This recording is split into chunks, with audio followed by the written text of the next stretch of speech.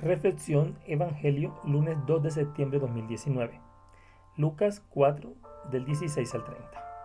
Esta es una de las palabras más significativas y para mí de las más dicientes, porque es Jesús hablando de su misión y también un poco la respuesta de la gente.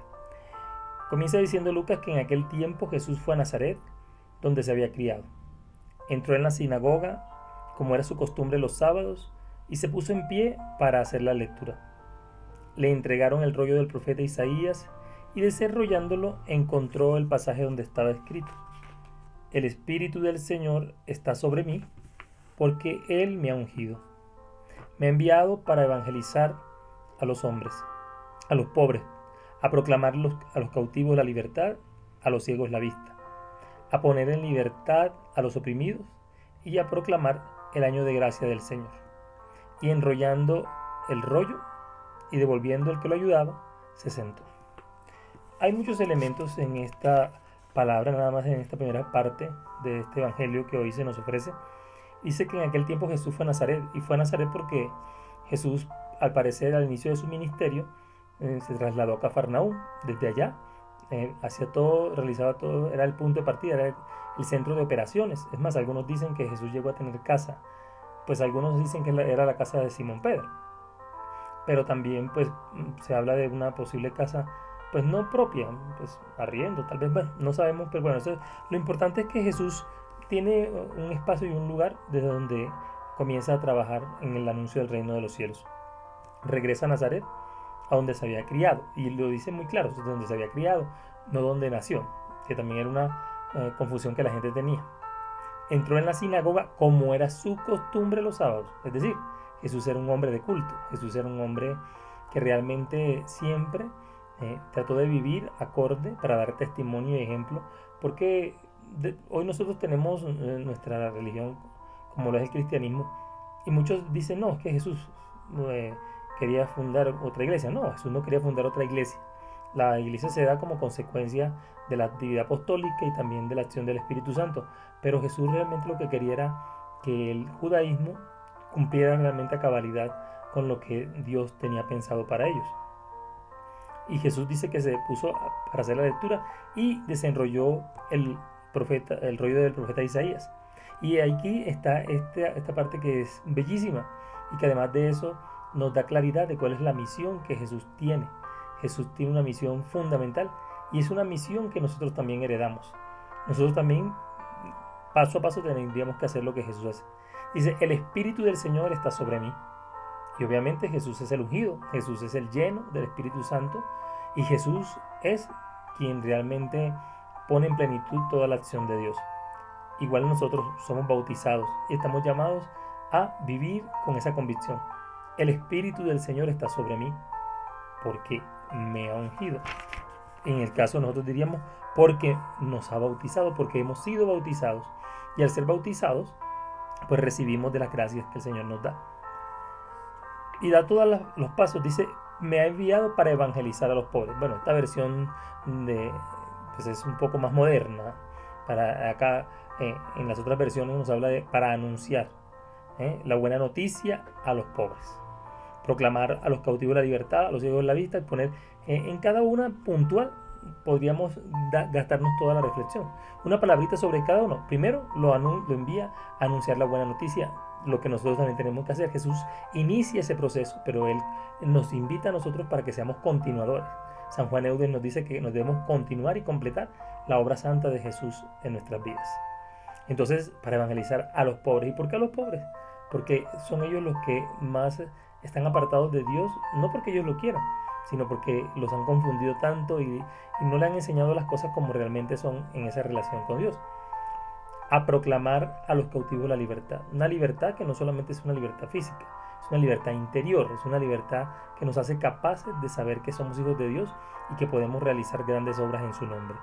A los ciegos la vista, es decir, quitar la ignorancia que tenían con respecto a quién era Dios, lo que Dios hacía, cómo Dios actuaba. A poner en libertad a los oprimidos, todos los oprimidos en todo sentido, humanamente, espiritualmente, socialmente, y a proclamar el año de gracia del Señor, que no era solo un año, prácticamente podemos decir para proclamar la vida en gracia en el Señor. Y dice que enrollando el rollo se lo entregó a quien lo ayudaba y se sentó. Eso significa que Jesús es maestro. Lucas lo reconoce como maestro. Quien se sienta es el maestro. Los demás, los discípulos, pues me imagino que permanecen de pie o están en otra posición, en otra actitud, pero el que se sienta es el maestro para enseñar. Dice que toda la sinagoga tenía los ojos clavados en él. Y él comenzó a decirles: hoy se ha cumplido esta escritura que acaban de oír. Y todos le expresaban su aprobación y se admiraban de las palabras de gracia que salían de su boca. Y decían: ¿no es este el hijo de José? Pero Jesús les dijo: sin duda me dirán algunos aquel refrán: médico, cúrate a ti mismo. Haz también aquí lo que hemos oído que has hecho en Cafarnaúm. Y añadió: en verdad les digo que ningún profeta es aceptado en su pueblo. Puedo asegurarles que en Israel había muchas viudas en los días de Elías, cuando estuvo cerrado el cielo 3 años y 6 meses, y hubo una gran hambre en todo el país. Sin embargo, a ninguna de ellas fue enviado Elías, sino una viuda de Sarepta en el territorio de Sidón. Y muchos leprosos había en Israel en tiempos del profeta Eliseo. Sin embargo, ninguno de ellos fue curado, sino Naamán el sirio. Y bueno, pasamos del iniciar esta parte diciendo que todos lo aprobaban, porque Jesús había dicho que esta palabra se cumplía hoy, se cumplía en él y se cumple hoy para nosotros también. Nosotros también tenemos la tarea de anunciar, cada una de esas palabras tenemos también que realizarlas como seguidores de Jesús. Y bueno, y todos lo aprobaban, pero algunos pedían que se hiciera allí los mismos milagros que ya se habían hecho en Cafarnaúm, de los que ya se escuchaba hablar. Pero además estaba el cuestionamiento de: ¿no es este el hijo de José, el carpintero? ¿De dónde le sale toda esa sabiduría? Dirán otras traducciones también, o otras versiones en otros de los sinópticos. Y esto es porque lastimosamente nosotros nos falta mucho para creer en Jesús, para aceptar realmente su palabra y para vivir acorde a lo que la palabra nos enseña, a lo que la palabra realmente nos quiere decir.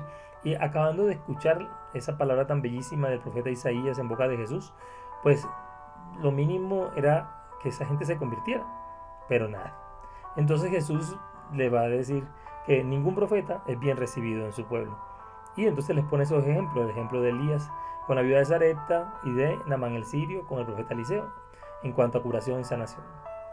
Y es que lastimosamente a veces no podemos ser profetas en nuestra propia casa, en nuestra propia tierra, en nuestro propio trabajo, porque la gente poco cree en lo que, o sea, tenemos esa capacidad, esa incapacidad más bien de no creer que dentro de nosotros pueda salir algo bueno. Realmente a veces nos da envidia de la buena, que no es nada buena, el que una persona tenga y desarrolle unas capacidades, unas posibilidades. Qué triste que eso pase. Y a Jesús le pasó, porque siendo su deberán alegrarse: uy, qué bueno, nuestro paisano, todo esto. Sin embargo, nada, pues la gente comienza a murmurar y a criticar. Dice que al oír esto que Jesús dice, todos en la sinagoga se pusieron furiosos y levantándose lo echaron del pueblo y lo llevaron hasta un precipicio del monte sobre el que estaba edificado su pueblo con intención de despeñarlo. Pero Jesús se abrió paso entre ellos y seguía su camino. Ahí terminan las cosas. En vez de alegrarse, en vez de proclamar las maravillas del Señor, esta gente se quedó allí y luego se puso furiosa porque Jesús les hizo esta recriminación. No había fe, como sigue pasando hoy. Qué tristeza que a veces estamos en las cosas del Señor, pero no estamos con el Señor. Y aún estando con el Señor, no somos auténticamente fieles. Y realmente esa es nuestra tarea. Pidámosle al Señor Jesús que nos regale la capacidad de asumir la misión como seguidores de Jesús, continuando y completando esa obra de salvación. Lo otro, que podamos aprender a reconocer en quienes tienen los dones que Dios les ha dado y que hacen mucho bien, pues cosas positivas. Y también poder tener la capacidad de reconocer a los que están a mi alrededor sus capacidades, reconocerlos como personas, mirar que en cada una de las personas Dios ha puesto un halo de bondad, una posibilidad de conocerlo, porque Dios se refleja en los hermanos, lo conocemos también a través de los hermanos. Ojalá podamos hacer esa tarea. Y también finalmente Jesús dice que se abrió, a pesar de que ellos querían despeñarlo y tirarlo, Jesús no lo permite. Y no lo permite no solo porque sea el Hijo de Dios, sino porque su misión todavía no ha terminado. Por eso continúa y continuará evangelizando. Bendiciones en Jesús y María. Soy Javier Castañeda, seminarista audista de la provincia Minuto de Dios.